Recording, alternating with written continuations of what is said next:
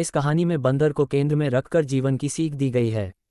कहानी का मुख्य पात्र बंदर डींग मारने का आदी था। एक घटनाक्रम के बाद उसकी मुलाकात डॉल्फिन से होती है। जब वह डॉल्फिन के सामने डींग मारता है तो उसे उसका क्या परिणाम भुगतना पड़ा, यही इस दंतकथा में बताया गया है। पढ़िए पूरी कहानी। एक बार कुछ समुद्री नाविक एक बड़े जहाज में समुद्री यात्रा पर निकले। उनमें से एक नाविक के पास एक पालतू बंदर था। उसने उसे भी अपने साथ जहाज पर रख लिया। यात्रा प्रारंभ हुई।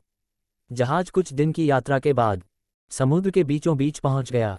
गंतव्य तक पहुंचने के लिए नाविकों को अभी भी कई दिनों की यात्रा करनी थी। इतने दिनों तक मौसम नाविकों के लिए अच्छा रहा था, लेकिन एक दिन समुद्र में भयंकर तूफान आ गया। तूफान इतना तेज था कि नाविकों का जहाज टूट गया। नाविकों के जहाज को बचाने की बहुत कोशिश की, लेकिन अंततः जहाज पलट गया। नाविक अपनी जान बचाने के लिए समुद्र में तैरने लगे। बंदर भी पानी में जा गिरा था। उसे तैरना नहीं आता था। वह डूबने लगा और उसे अपनी मौत सामने नजर आने लगी। वह अपनी जान बचने के लिए चीख पुकार मचाने लगा। उसी समय एक डॉल्फिन वहां से गुजरी। उसने बंदर को डूबते हुए देखा तो उसके पास गई और उसे अपनी पीठ में बिठा लिया। वह बंदर को लेकर एक द्वीप की ओर तैरने लगी।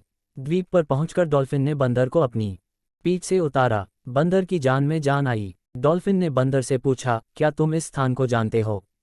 हाँ बिल्कुल, यहाँ का राजा तो मेरा बहुत अच्छा मित्र है, और तुम जानती हो कि मैं भी एक राजकुमार हूँ। बंदर की आदत बढ़ा चढ़ाकर बात करने की थी। वह डॉल्फिन के सामने बड़ी बड़ी बातें करने लगा। डॉल्फिन समझ गई कि बंदर अपनी शान बघारने के लिए झूठ बोल रहा है, क्योंकि वह एक निर्जन द्वीप था जहाँ कोई भी नहीं रहता था। वह बंदर की बात का उत्तर देती हुई बोली, ओह, तो तुम एक राजकुमार हो। बहुत अच्छी बात है, लेकिन क्या तुम्हें पता है कि बहुत जल्द तुम इस द्वीप के राजा बनने वाले हो? राजा और मैं? कैसे? बंदर ने आश्चर्य से पूछा। वो इसलिए कि तुम द्वीप पर एकलौते प्राणी हो, इसलिए बड़े आराम से यहाँ के राजा बन सकते हो। मैं जा रही हूँ, अब तुम अपना राजपाट संभालो। इतना कहकर डॉल्फिन तैरकर वहां से दूर जाने लगी। बंदर पुकारता रह गया और उसने झूठ और शेखी से नाराज डॉल्फिन उसे वहीं छोड़कर चली गई। सीख, dolphin and monkey story moral. व्यर्थ की शेखी बघारना मुसीबत को बुलावा देना है।